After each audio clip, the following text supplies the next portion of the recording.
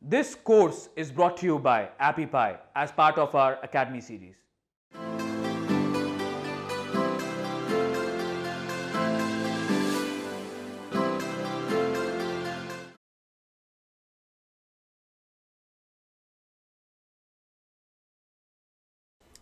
Hello and welcome back. Here are 3 SEO tips from me to you. Number 1. Set up and use the Google Search Console.